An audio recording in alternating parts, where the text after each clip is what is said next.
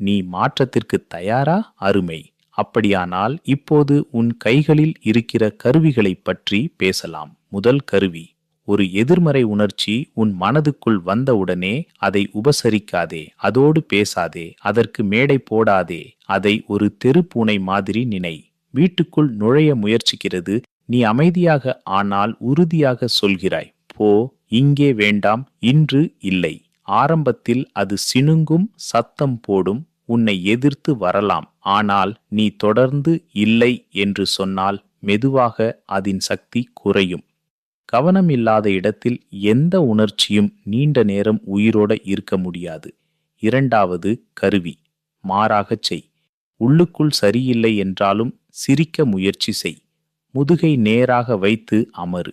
நிதானமாகவும் நேர்மறையாகவும் பேசு. இது நடிக்கிற மாதிரி இருக்கே என்று உனக்கு தோன்றலாம்.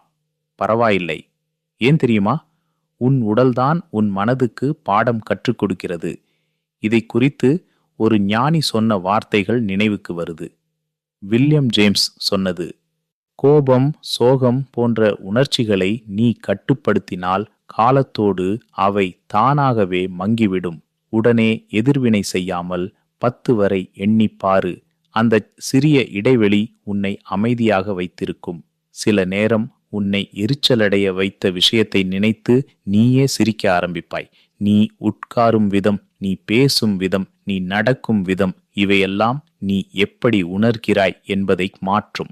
ஒரு சின்ன சிரிப்பு, ஆரம்பத்தில் அது போலியான சிரிப்பாக இருந்தாலும் பரவாயில்லை, உன் இதயத்தை மெதுவாக சூடாக்கும். ஒரு நம்பிக்கையோடு எடுக்கிற ஒரு அடிக்கால் மனநிலையை உயர்த்தும். மென்மையான கனிவான குரலில் பேசுவது உன் முழு நாளையே மாற்றக்கூடும். முதலில் நன்றாக உணர்ந்த பிறகு நல்லது செய்வேன் என்று காத்திருக்காதே. நீ ஆக விரும்பும் மனிதரைப் போல இப்போதே நடக்க ஆரம்பி. நல்ல உணர்ச்சிகள் பின்னாலே வந்து சேரும். ஒவ்வொரு உணர்ச்சியும் ஒரு சின்ன விதை மாதிரி. எந்த விதையை வளர்க்கணும், எதை பிடுங்கி எறியணும் என்பதை தீர்மானிப்பது நீதான். உனக்கு